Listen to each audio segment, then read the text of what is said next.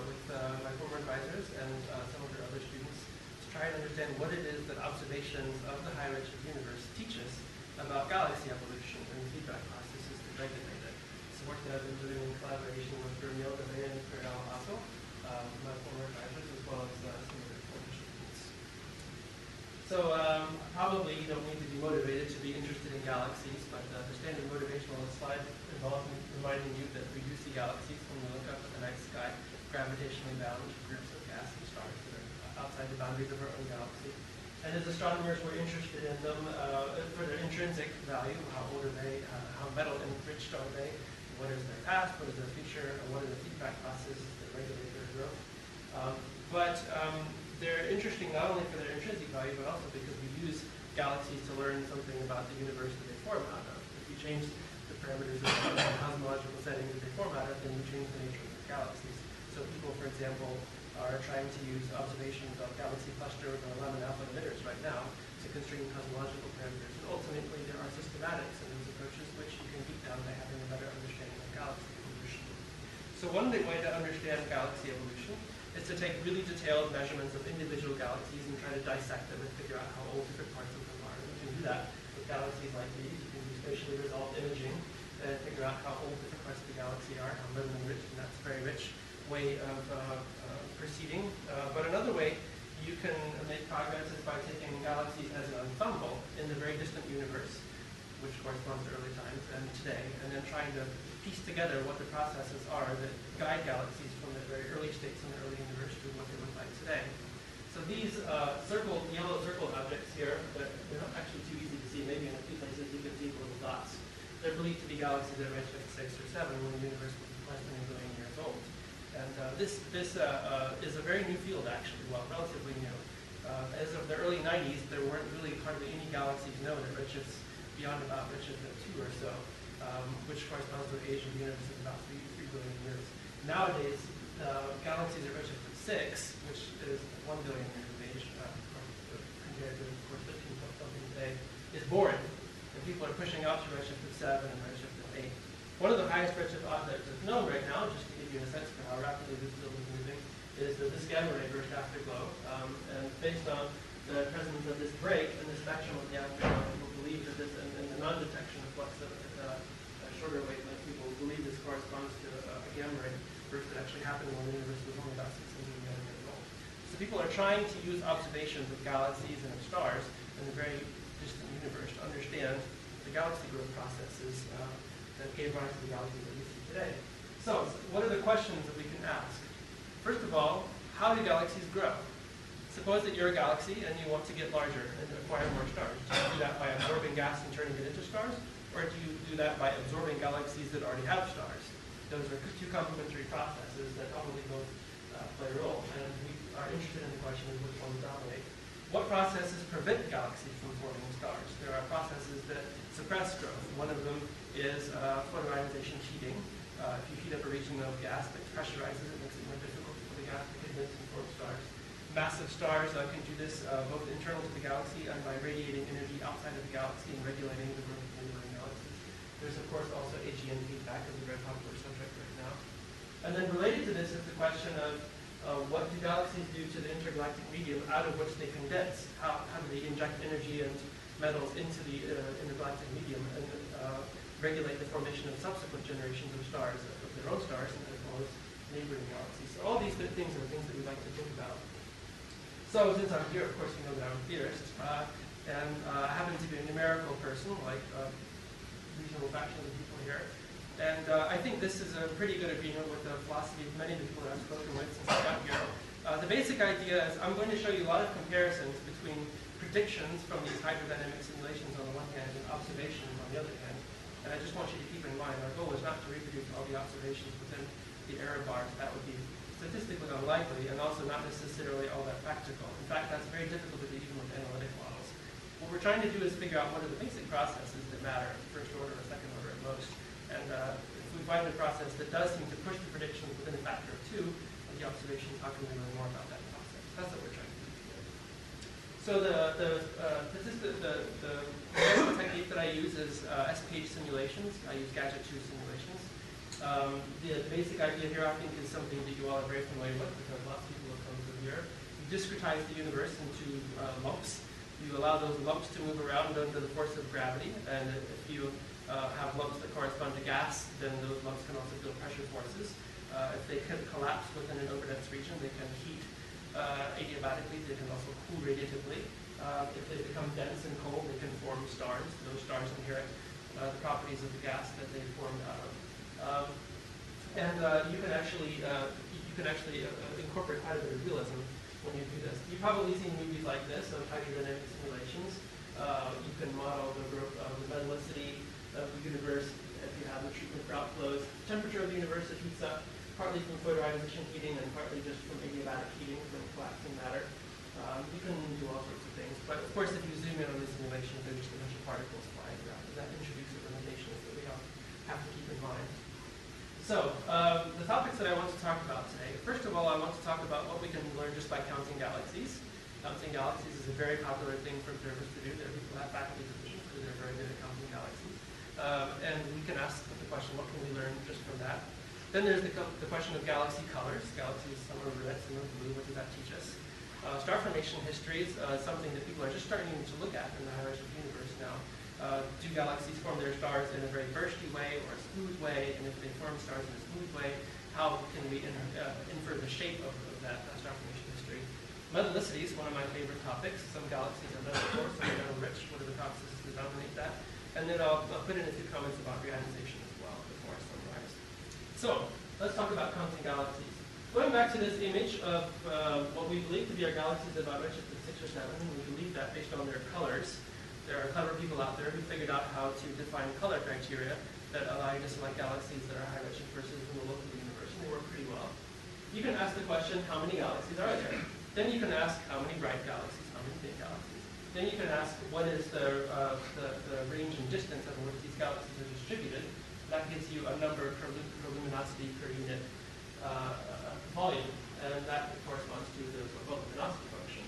This is the observed UV luminosity function at redshift of 6. This is the number of faint galaxies. This is the number of bright galaxies. This is all basically HFT data. And we can ask the question, what can we learn just by counting galaxies?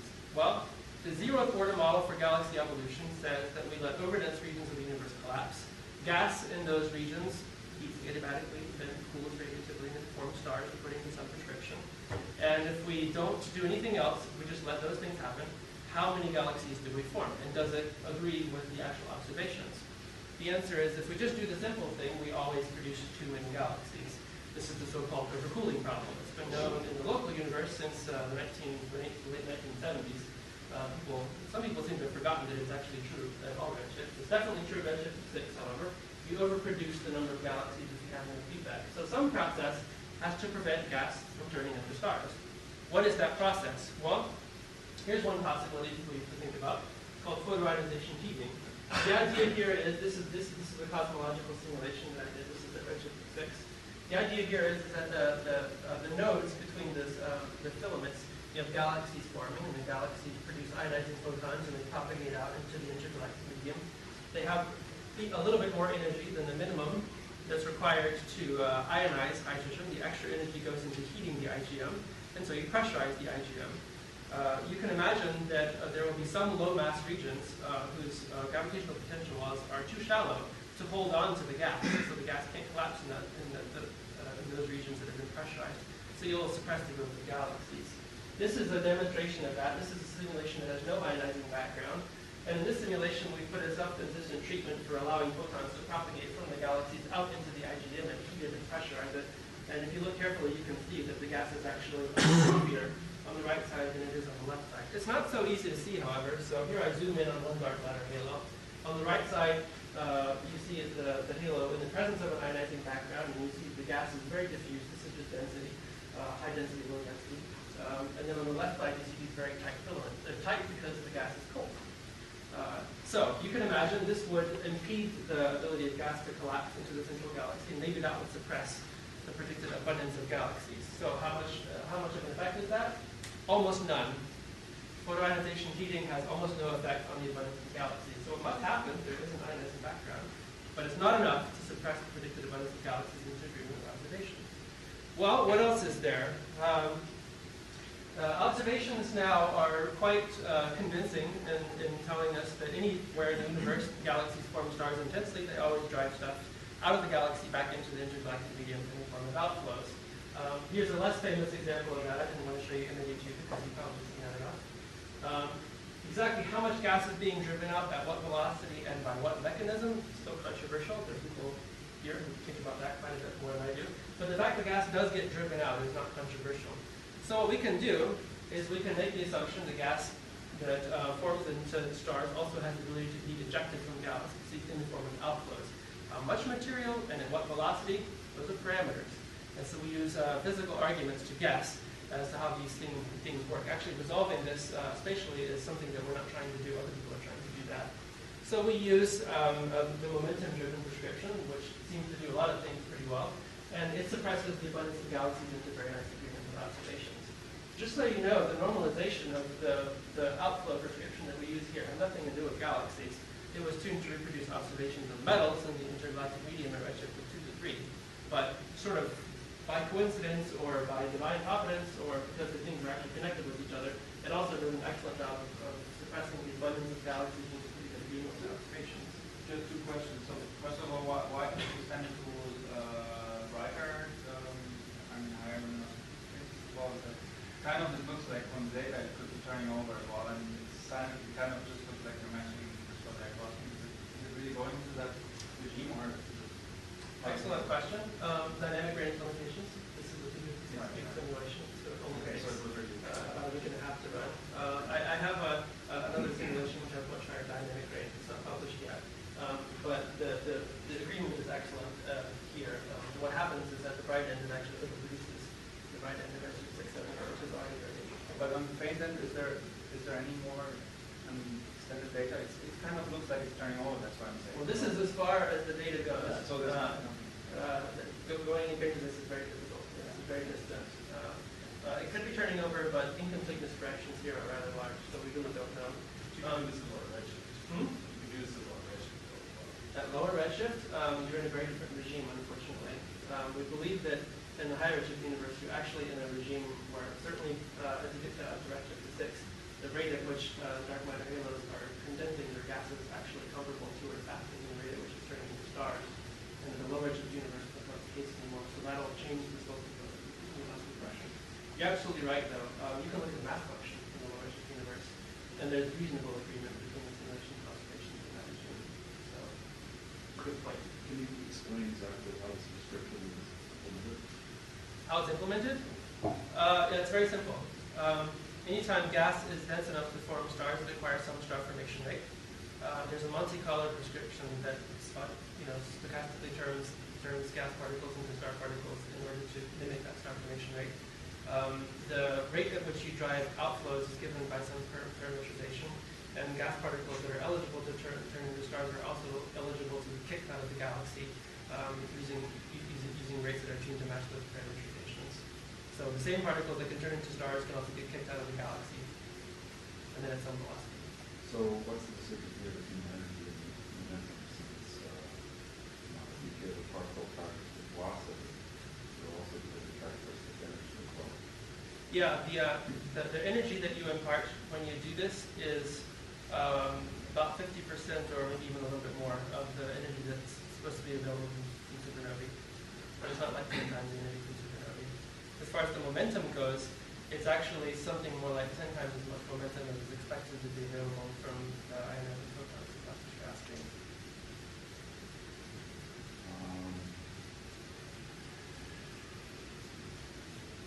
Well, but I still don't understand the distinction between some particles which are some very dense quantum simulation.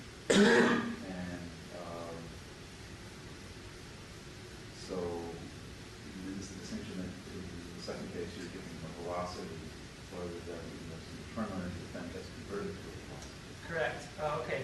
So there are people who actually try and make winds happen self-consistently by adding energy to the gas and then letting it pressurize and then overpressurize and form winds self-consistently. Doesn't work. Well, okay. So we don't try and do that. We just kick the particle straight out. We just add velocity to them in some direction, which is given by the swirl. cross product of velocity and the gradient potential. Yeah. So, but the source of the momentum is, the idea is more like supernovae, which are distributed all over the galaxy, rather than AGN or something active going on in the center. Has something to do with the massive stars. Exactly how they, it's not.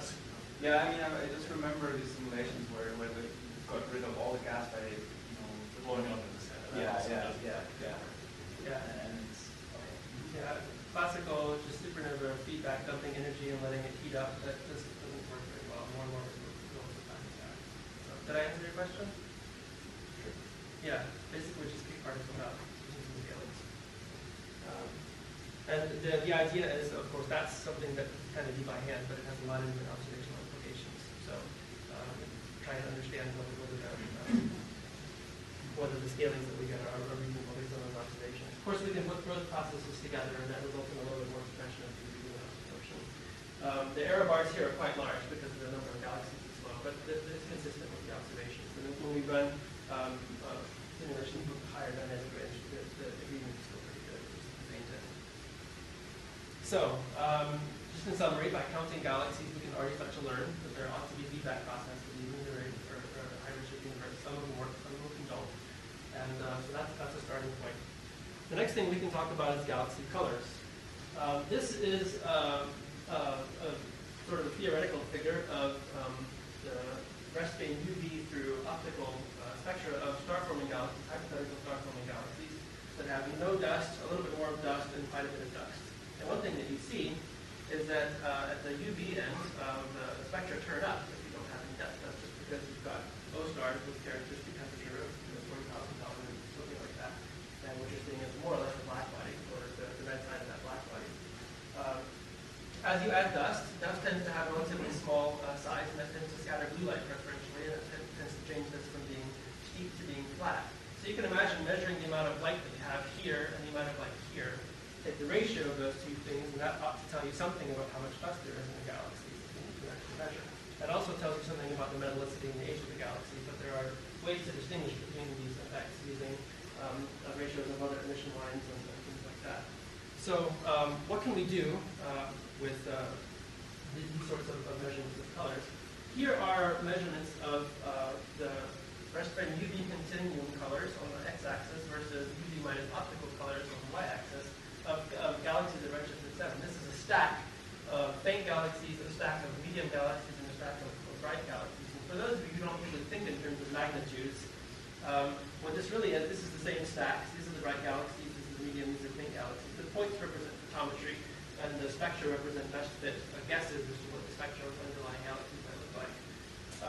You take the flux that you see from this stack and this band, you convert it to magnitude, which is the logarithm. You take the difference of those, that corresponds to the ratio, because it's logarithms. And so J minus H is really the ratio of J flux to H flux. If this number is relatively low on this side, that means you have a blue UV continuum, so it looks like this. And if this number is relatively high, that means you have a flat UV continuum, so it's farther over here. Now what you see, ignore the y-axis for a second, that the faint galaxies have a blue UV continuum, and then as you go to more and more bright galaxies, you have a redder UV continuum. So when Ivo Lavi published this, when Ivo Lavi published it, he wanted to ask the question, can I understand these blue UV continuum colors using ordinary galaxies forming out of stellar populations that we think we understand pretty well? So he asked the question, what if I have simple idealized star formation histories? I can predict what the colors of those galaxies ought to look like based on those star formation histories, even if I add dust. And I can see if I can reproduce these colors. And it turns out that reproducing these two colors of these relatively bright and bright galaxies is simple with boring idealized star formation histories. But these very faint galaxies have extremely blue UV continua. This is a way of parameterizing the slope of the UV continuum here. And these units, -3 means a value that is very difficult to understand using stellar populations that we think we understand. So the claim was we're getting very, very blue UV continua here. Now, one thing about this work was that in order to try and model the observations, they had to guess what the star formation history of the galaxy was that they were observing. You have no idea, what the history of the galaxy is. You only see it at one redshift. So they had to guess that it was forming stars at a constant rate with an exponentially declining rate or something like that. Within the hydrodynamic simulations, of course, gas accretes and forms stars, there's mergers, there's bursts, the whole thing is done with a little bit more plausibility. So since we have semi-plausible star formation histories within the hydrodynamic simulations, we can ask the question, can we reproduce those colors with the hydro simulations without doing more work? The answer is not very easily. This is the same plot as on the left side using the same axes and everything. We selected our galaxies to mimic the observational selections. This here is the colors of faint, medium, and bright galaxies. They're all right next to each other. In the simulations, if you have no post-processing, if you add emission lines, that changes a little bit. If you add dust, it changes a little bit more. But there's no way to get galaxies that look as blue as this in the simulation, no matter what we do. So when this was published, this led to a certain amount of breathless speculation that the observations at Redshift 7 had uncovered a hypothetical population of stars that people had been hoping would exist for a very long time. We so-called population 3 stars. That would be a simple way to get these very blue UV continua. And there the matter lay for about a year until two things happened. And depending on whom you ask, one thing mattered more than the other. One is that we got another year of data, which is HST. The other one is that people's analysis improved. Some people say one thing changed the answer, some people say the other thing changed the answer. Anyway, so after another year of data came along, and people worked on their code for another year, Steve Finkelstein and I asked the question, okay, let's take another look at these blue UV continua and see if we can reproduce them. So what Steve did was he isolated galaxies from HST using the new improved data and new improved analytic techniques, and he looked at massive galaxies, relatively low mass galaxies, and very low mass galaxies, and he looked at the slope of the UV continuum, beta here. -3 means very blue, -1.5 means relatively red. This is as blue as galaxies get in the local universe. This is the bluest thing we know of in the local universe. And what he finds is that massive galaxies are quite red, even at redshift of 7 or redshift of 8, which is consistent with the idea that even at redshift of 8, there's actually already dust in these galaxies, which, if true, is very interesting, because there aren't any AGB stars at redshift 8. It has to come from supernovae. Meanwhile, the medium mass galaxies, they get bluer, they get redder and redder as time goes on. So we asked the question, if we select the galaxies within the simulations in such a way as to reproduce the observations, can we reproduce those colors in evolution? This green swath is the band of colors that's expected for galaxies with this mass range from the simulations, and it actually reproduces the observations very well. The reason why we don't have predictions here and here is dynamic range limitations, things before, so that would be an interesting thing to look at going forward. So, takeaways, there's no evidence for exotic stellar populations. All the colors that are seen, and even the trends of colors with redshift, are things that we can understand using hydrodynamic simulations. What's happening in the simulations is that galaxies become more metal enriched as time goes on. Because they become more metal enriched, they become slightly redder. But predominantly, more metal enriched means they have more dust, which makes them quite a bit redder. And so that's what led to the evolution that we saw. So we can understand those observations in terms of scalings in physics that we think we already have a handle on at this point. And there's evidence that supernovae seem to be producing quite a bit more dust than we expected. So the initial observations were right, and just the amount of dust extinction was being overestimated in the spectral synthesis model. Right. Even without dust, sorry, I wasn't very clear about that. Even without dust, the hydrodynamic simulations cannot reproduce the very blue colors that were reported at early times. Okay. Those colors went away, basically. When new observations. Sorry, I went too fast. Why did they go away? Honestly, I'm not sure I know the answer. There was better data, so better signal to noise. And then people's ways of correcting for systematics and actually reducing the data improved in ways that I have no idea about. So I was supposed to be ignorant of things in the first place. Yeah. Yeah. So I think that's basically what happened. Sometimes error bars are just not large enough, and that's how we get crises in astronomy. That's how it is.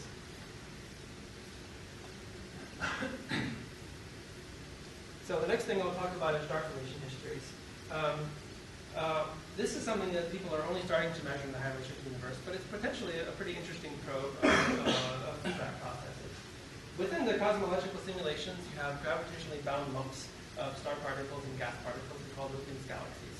And you can take a histogram of all the ages of the star particles, and that becomes the star formation history of that galaxy, or rather of all the things that merged to form that galaxy. And when you make those histograms, you get something that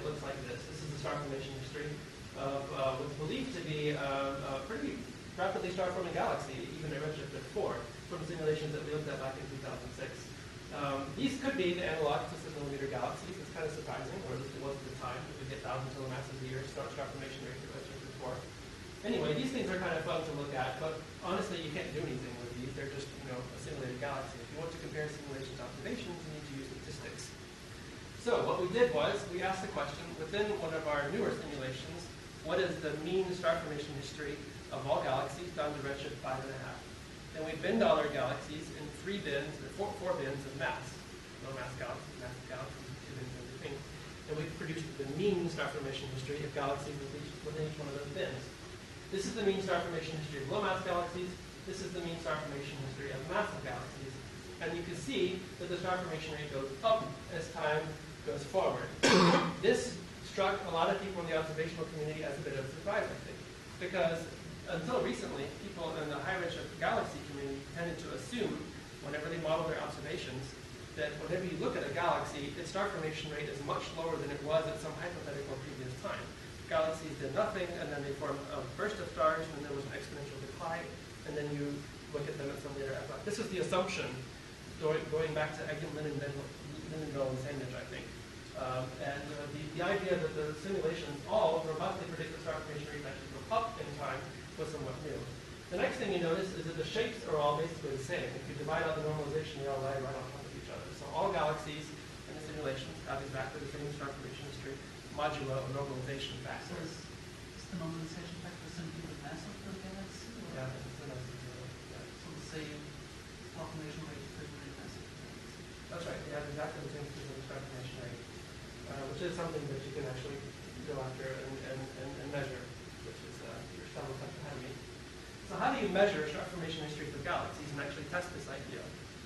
In the local universe, you can take a very high resolution spectrum of a galaxy like this one, and you can identify regions of the spectrum corresponding to metal indices, dust indices, age indices, and so-called Wick indices, and you can figure out something about the age of this galaxy and its star formation history and its metallicity. Then you can do that for a bunch of galaxies, and you can plot age versus velocity dispersion, and you can have a party. In the high-redshift universe, it's quite a bit more difficult. This is not a whole lot worse than what you usually look at when you're looking at high-redshift galaxies. This is believed to be a galaxy at redshift 6.5. It's one galaxy, but you see 2 images of it because it's multiply imaged about this lensing topic in April 2018. We can ask the question, can we use data like this to constrain star formation histories and test this idea of smoothly rising scale invariant star formation histories? So this is a spectrum of that galaxy at redshift 6.5. It's not really a spectrum, it's a spectral energy distribution. We can ask the question, what sort of star formation history could give rise to that spectrum? Well, we have no idea what its star formation history is, so let's guess. Let's guess that it did nothing and then formed stars at a constant rate until you observe it. Or let's guess that it did nothing and then formed stars at a rising rate, or did nothing and formed stars at a decaying rate. And let's see whether one of those reproduces the observations better than others. Here's some trial star formation histories. And we can ask the question, does the spectrum from these galaxies, once you account for dust, have a better or worse chance of reproducing this SED? If it does, then maybe that's the correct answer. The answer, of course, is that they all reproduce the observations, but reduce chi-squared better than 1. So if you're looking at the sort of low resolution data that we're likely to have for the foreseeable future, at least in terms of VST, you have no constraint on star formation histories of galaxies. You can ask for better spectral resolution, or you can do something clever. And this is a technique that people are starting to look into more and more, and that's what I'm going to talk about.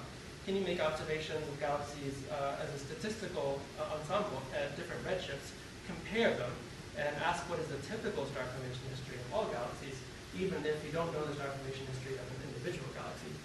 How would that work? Well, let's go back to the predictions here. First of all, if galaxies' star formation histories are scale invariant, that means that if a galaxy has twice the star formation rate now, it always had twice the star formation rate, which means it has twice the stellar mass. Which means if it has twice as many B stars, it has twice as many red giants, which means the colors do not vary with luminosity. That's a prediction, something you can go out and measure. Mapping that into physical space, the star formation rate is proportional to stellar mass with a slope of 1, which is what we were mentioning earlier. The normalization of the trend, if you plot these two things against each other very slowly with redshifts, I'll show you that in just a minute, and the scatter is small. So what does that look like? What is the prediction?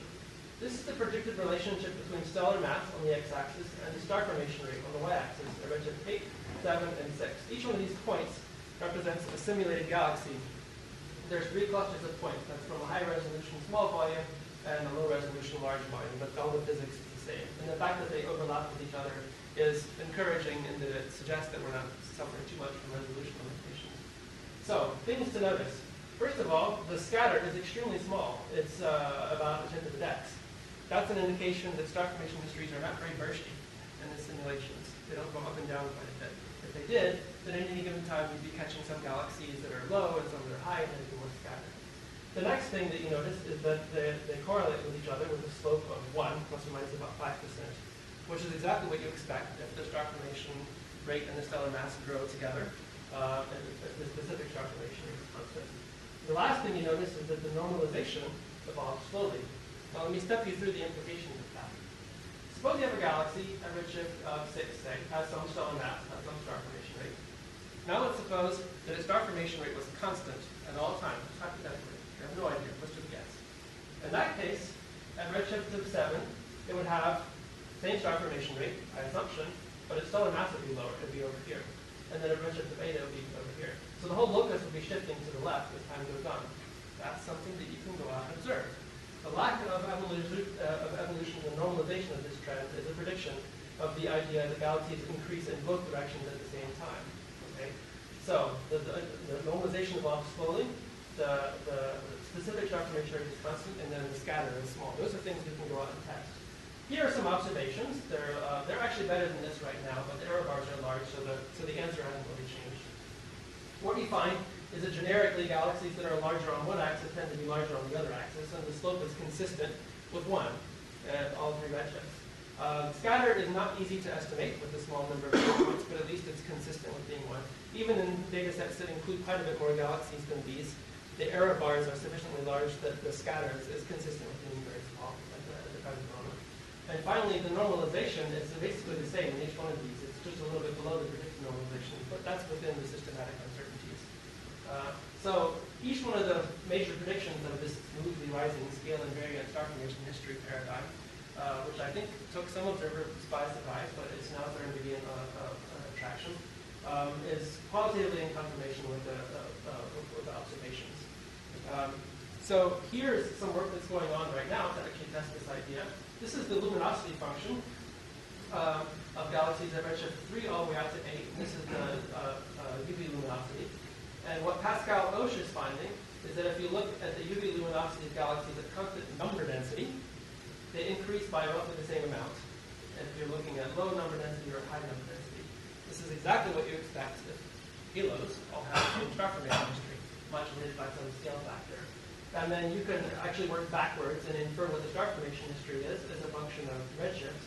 And you get something that could be an exponential or it could be a power law, depending on what happens at redshift 10. So that's where the uncertainties are right now. But this is completely consistent with the scenario that comes robustly out of the hydrodynamic simulations. Here's work by Casey Popovich a couple of years ago, which also uses this idea. Casey inferred what the star formation rate as a function of time was for galaxies at a chosen number density, and he found that it increases as you go from redshift of 8 down to redshift of 2. Then he did something really cool. He said, okay, I know what the star formation rate of galaxies at this number density is. That gives me some stellar mass growth.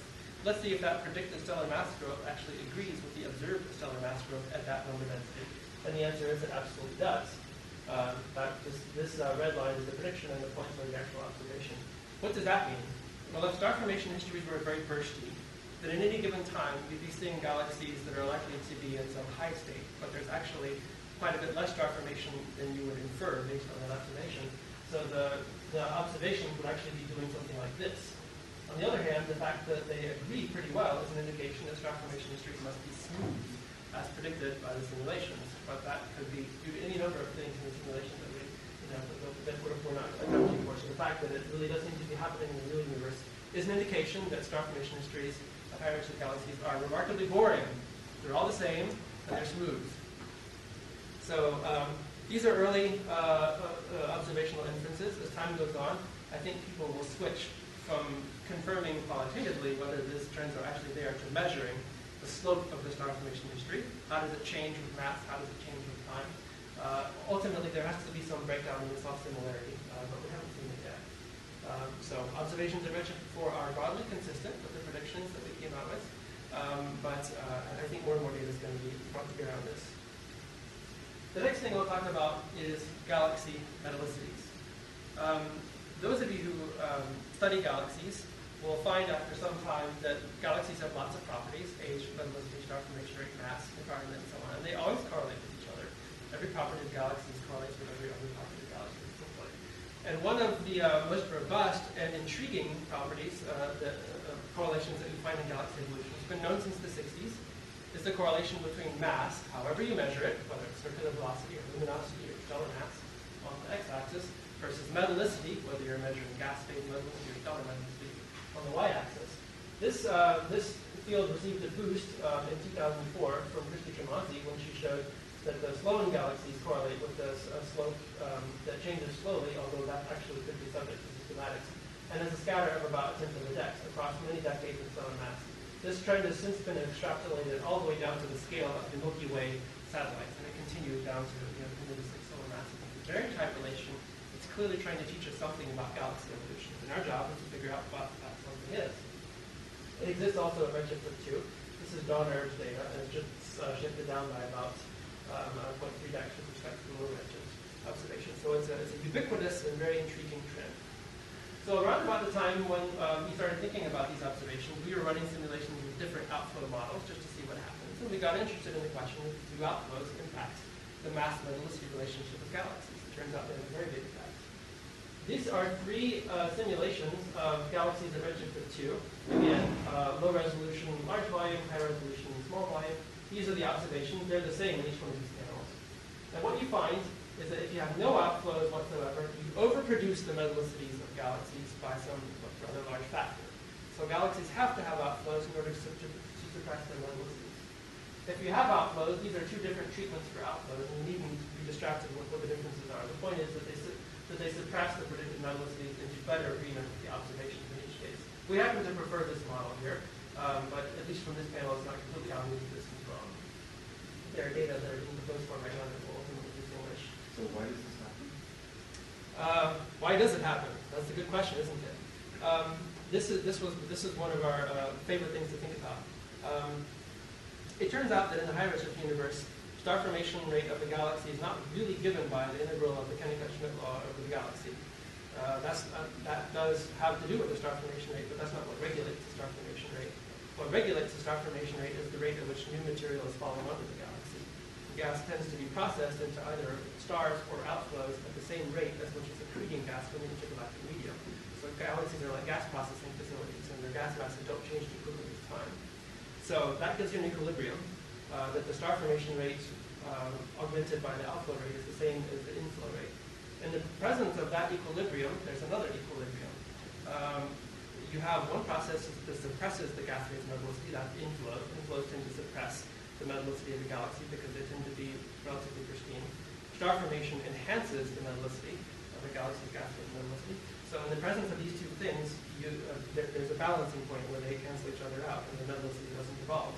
And where that balancing point is depends on outflows. If you have stronger outflows, then you tend to have a lower metallicity. If you have weaker outflows, you tend to have Well, that's what wasn't obvious to me, because of course the outflow removes gas before it can accumulate metals.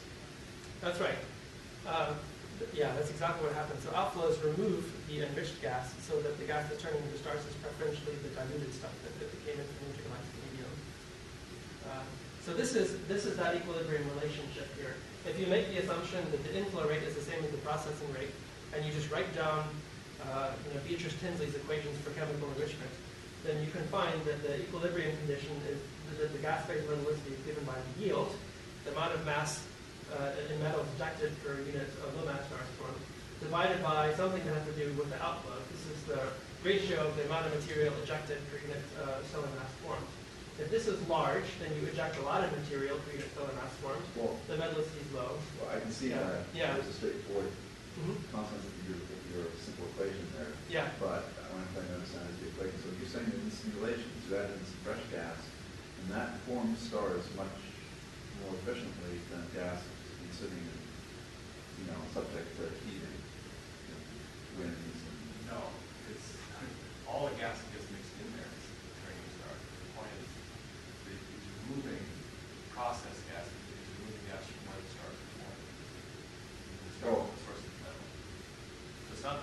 No, but that's, the sign of this effect seems to depend on whether stars form preferentially out of lower than average metallicity gas or higher than average metallicity gas. I see what you're saying. Yeah, so the spatial resolution of these simulations is not sufficient to really distinguish between the outskirts of a galaxy and the core of a galaxy. So we don't try and ask the question which part of the galaxy turns into stars. Generally, it'll be the densest part, which is going to be the most enriched part. But we're not really trying to resolve that in a spatial sense. Just think of the galaxy as being a single zone. That's probably a reasonable approximation of what goes on in these simulations. I'll think about it. Okay. Yeah. So that's our interpretation of the Mass-Metallicity relationship. The reason why it's low at low masses is that there's outflows are very strong here, and then the reason why it's higher at high masses is the outflows are weak there. That's our interpretation. We've also looked at some of these second parameter dependencies of the Mass-Metallicity relationship. Here's the dependence on Redshift. At Redshift is 0. The black curves here are the observations, and the colored curves, you don't need to distinguish between them, give you the predictions. This is the prediction if you don't have any outflows, it's wrong. If you do have outflows, then the evolution from Redshift is 0 to Redshift is 2. That's the black points here, is reasonably consistent with the predictions, no matter what you do with the strength of your outflows. Again, observations to lower mass will eventually start to distinguish between these outflow predictions. And then the observational evolution out to Redshift to 3 is not converged yet, so we can't get that there. We've also looked at the dependence on environment and the dependence on star formation rate. Each of those things has second parameter dependencies. It is measured from Sloan data, and qualitative simulation to produce those things. It's a really rich topic. But the takeaways are that star formation in the star-forming galaxies, the so-called blue sequence, is remarkably simple. Galaxies process gas at the same rate as they accrete it. That gives rise to equilibrium between the enrichment rate and the dilution rate, such that the metallicity of the gas actually traces outflows. So whenever observers are measuring metallicities, they don't realize it, but they're really measuring outflows, which is one of the cool things that comes out of this. So the last thing I'll talk about is reionization. Am I supposed to go to a 4 or 410? 10 minutes? Okay, good. So you probably hear quite a bit about reionization here. Just to remind you, reionization can be divided into hydrogen reionization and helium reionization. The photons and the sources are different. So we can think of just hydrogen reionization, and that's what I'll do. This is a hydrogen reionization-centric history of the universe by Brent Robertson. At early times, the universe was neutral. At some point, stars started forming, or galaxies, or tooth fairies, and they produce ionizing photons that produce ionized regions. They eventually overlap. So one of the questions, this is an observational question, is what is the x-axis here? At what redshift did the universe go through each one of these stages? That's something that observers will have to answer, but we can, given assumptions as to what the ionizing sources are, we can try and make progress in predicting that. What were the ionizing sources? Can we come up with a history that is consistent with observations, given current understanding of what the sources might have been? And then what the signatures are of the high-redshift universe and the low-redshift universe. Those are all things we can think about. So what are the observables of reionization? Over the last 10 years, people have looked at 2 observable consequences of reionization. And one of those is the cosmic microwave background. Some fraction of photons, cosmic microwave background photons actually scatter off of free electrons somewhere between redshift and 30. That has impacts on the power spectrum of temperature fluctuations in the cosmic microwave background. You can measure that. And so about 3/4 of that comes from the line of sight between redshift to 0 and redshift to 6, and the rest of it is a constraint on how extended reionization was. That's one constraint people have looked at. Another constraint is quasars. If you have a quasar at redshift of 6, say, and it produces photons whose rest ring wavelength is between 912 and 16 angstroms, those photons will redshift through resonance with Lyman alpha, and if they happen to do so in a chunk of the universe that has neutral gas, they'll scatter, which will produce an absorption line in the quasar. That's the Lyman alpha forest. You can actually measure how much neutral gas there is in the reionized portion of the universe. So that's another constraint people have on reionization. That's what people have been looking at for the last 10 years, and we've learned quite a bit about the nature of reionization by looking at these observables. But over the last few years, people have converged on the idea that galaxies may actually have driven reionization. So that means that we should incorporate into our reionization models susceptibility to observation from galaxies. People have only been doing that for about the last year or so, certainly within the context of numerical models. So that's what I'd like to look at, is seeing whether we can produce a numerical simulation of reionization that is subject to all 3 of these observational constraints. I'm going to use 2 of them. How do we do this? Well, we have our favorite model for structure formation that we've been using for quite some time. It doesn't have a way to do reionization, so I had to put a radiation transport solver in there. So that does photoionization heating, and we are already doing galactic outflows. And of course, the goal is to figure out how, within a numerical model, to model as many observations as possible with few assumptions as possible. So that's what we're going to try to do here. So I already showed you that the structure formation model that we're using produces reasonably good agreement between the predicted and the observed UV luminosity functions, at least at the faint end, which probably dominated the cosmological reionization. The predicted reionization history is in agreement with observations down to about Redshift 6. These observations are pretty uncertain. This is from Lyman emitters. This is the recent Redshift 7.0, whatever it is, quasar. These are actually from the Lyman bars. So at least on the Redshift 6, reionization history is not crazy that we get when we do this exercise. This is the problem. The integrated optical depth to Thomson scattering, back to about Redshift 30 or so, is underproduced by these simulations. And we're not the only people who have this problem. Other people who try to do this with numerical simulations have the same problem. So what we do is we assume that a constant fraction of ionizing photons makes it from galaxies into the intergalactic medium. And when we do that, if we tune that fraction to reproduce reionization by Redshift 6, we always find that we underproduce the optical depth to Thomson scattering. So the simulations that we use are relatively small volume. People have objected that maybe that's a problem. But if you try and correct for that just using analytic calculations, it doesn't really make a difference. It pushes the prediction in the right direction, but it's not enough to get there. So there needs to be something else. Now, when I ran these simulations, I was very uncomfortable introducing more subgrid parameters than necessary. I like to do numerical simulations, not analytic models. So I introduced a constant ionizing escape fraction. But what I found was that that just doesn't seem to work. There needs to be more ionizing photons at early times, and there actually needs to be fewer ionizing photons at late times than what you get if you use a constant ionizing fraction. Around the time I published this paper, there were 2 papers in progress that were concluding using analytic or one-dimensional calculations that the ionizing escape fraction actually has to be evolving quite rapidly. So I was too timid to propose this, although my results were strongly suggesting it. But now there are these papers that are out there that are suggesting that must be going on. And so that's something that we're looking at now to see whether we can match all the observations within a 3-dimensional numerical model if we accept the necessity of introducing this distasteful extra assumption. Can you explain a little bit more of the physical reasoning that these folks suggested would cause the evolving escape fraction? I can't, because there isn't one. It's purely a matter of matching all the observations. Okay. Yeah. But Piero must have tried to say something about the... No. You can come up with something. You could imagine that in the high-redshift universe, the rate at which gas was flowing onto galaxies creates quite a bit of turbulence, and that produces a lot of holes, and that can produce a higher ionizing escape fraction. I don't know. Maybe the ISM or low metallicity. But you just weight the escape, say, by metallicity. You have less dust and so on. Is that?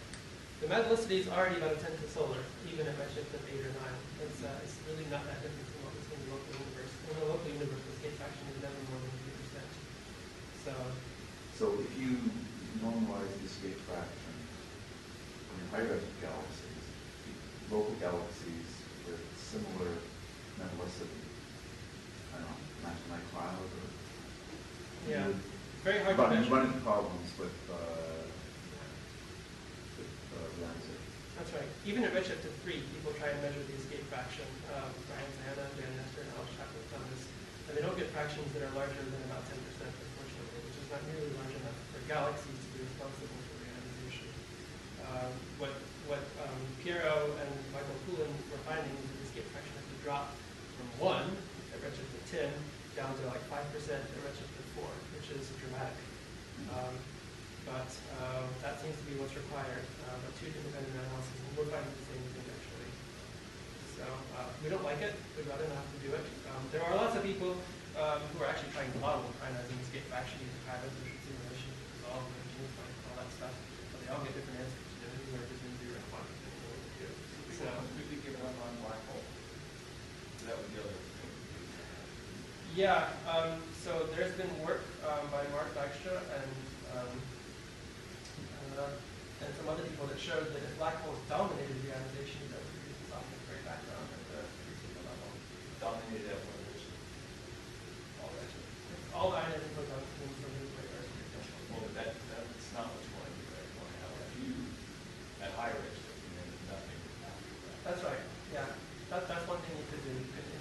population of sources that Well, nobody solves the checked. problem while you're not looking, basically. Exactly. Well, that's what you're asking.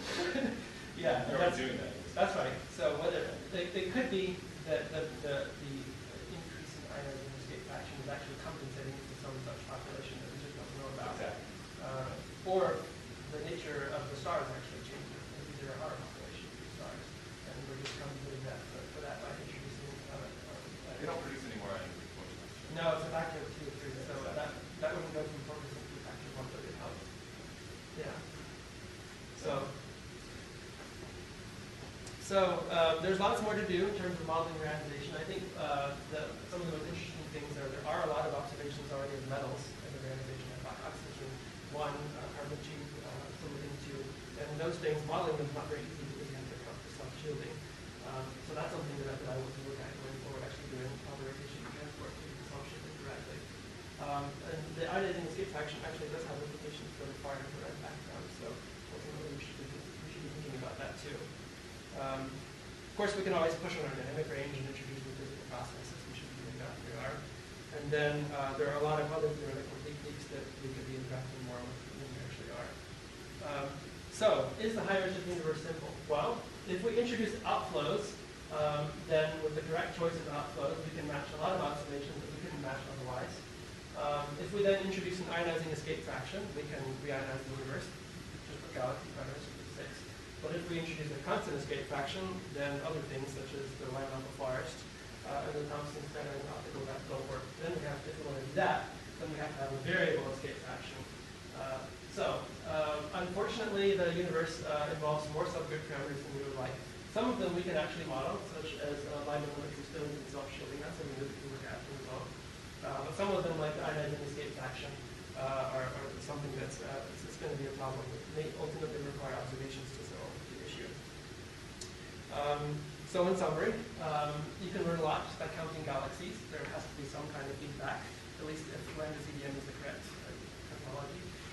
And some kinds of feedback work and other ones don't. Galaxy colors teach us a lot about dust and metallicity and ages of galaxies, mostly about dust, we think. And so far, they teach us that dust happens really fast. Even if Redshift galaxies seem to be quite a bit dustier than we were expecting. Star formation histories are remarkably boring. There's smoothly rising, scale invariant. At least observations are consistent with that scenario so far. Galaxy metallicities are very rich. I think we've really only scratched the surface in terms of interpreting the observations that exist of stellar and gas-field metallicities, and more observations are actually going to be coming to the pipeline. It's a very active field right now.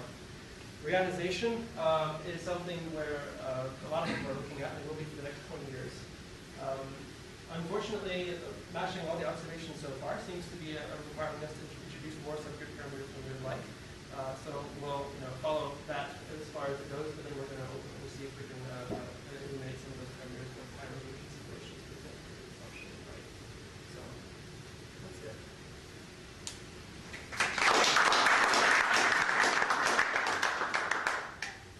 Questions?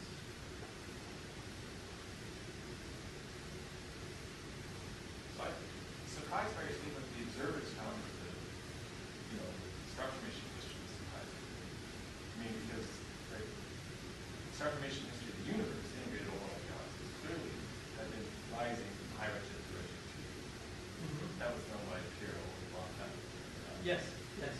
So I would have thought they just said, okay, well, individual galaxies are following the same trend. You're saying that people hadn't interpreted that. No, up until a few years ago, even though the Medal diagram was published, people assumed that individual galaxies had always been bursting at the moment before we observed them. That's what they really modeled them. And in fact, that led to predictions for mass growth and so on, which hasn't published. And if you assume rising star formation history, you get the data is more self-consistent itself. Yeah, it's surprising that people still doing that. I mean, the other thing is, like, people do tribulations long ago, dark matter distribution. Yes. Is rising. That's right. That's right. So there's a disconnect between, the extended mesh actor that tells us about dark matter halos and non-halos on one hand, versus people's conception that galaxy growth must have been driven by mergers on the other hand. Well, I did notice that Martian was is now Only one. the biggest booster. He still is, but only in the context of really dramatic galaxies. So only galaxies. now thinks that they're spectacular, but not very important. I don't know what he thinks about the role that they play in the transformation history of the universe as a whole. If you just do extended conjecture again, then you find that the growth of small things is true, and the growth of massive things is one thing. So ultimately, I think mergers can be all. So you showed us at the start of the history that things are, there's type correlation, mass, and the merger. I mean, the feeding history apparently seems to be very boring, as you said. But that also means that if you have a major merger, you should actually really go far away from that relation, right? Or am I naive in this sense? Because it should Certainly be not naive. some- Certainly not naive. There are simulations, Miho's invented in 1996, which suggested that if you had major mergers between gas rich disks, you could get factor 10 or more excursions in the transformation rate. In the local universe, scatter just isn't that much, or the data is good enough for it. It just doesn't look like the transformation rates are really boosting by that much. So I would say they are actually. If you look at the nearby universe, which are forming 10 times or more of the typical galaxy, they're all train wrecks. Right. So if you look at most L-star galaxies, they have a transformation rate of 1, which is 10. And Mueller, which are train wrecks, they have 100 solar mass years. So you can see it, but they're rare. Yeah, they're extremely rare. Because mergers are rare. So I guess what I'm thinking of is the plot of stellar mass, which is transformation rate in the local universe. It doesn't have huge scatter. So there are a few galaxies that are going through this phase. Janice Lee actually asked the question, how much of the stellar mass growth is happening in dwarf galaxies? It believes to be dominated by mergers much longer than massive galaxies. How much of the stellar mass growth that's going on in dwarf galaxies is actually owing to mergers, and it's 10% maybe. So cats have been pushing this for a long time, so it's all Yeah. smooth old flows. That's right. Not Yeah, the chart of Jordan finds the same thing, which is trying to actually count mergers and figure out how much transformation there is. right. And then off actually does the same thing. Really what mergers do dramatically is near the end game you have a major merger. And it's probably a black hole with both galaxies. You turn the disk into elliptical and you blow the gas in that. And then you got that accretion continues as the universe star. So, but in the case of these cold flows, though, what's in this one dissolved in subgalas? Pretty damn well in this recent simulation. Well, the person who's been doing that most is going to be Kristian, and what he finds, and they find that most of the baryons that fall into the galaxies happen at mass ratios of 10 to 1 or more. So, Right. yeah. But, I mean, when you talk about the flow, you're talking about an ensemble of quarks. You're actually talking about gas which is not found in metals. Yeah, the latter, just gas.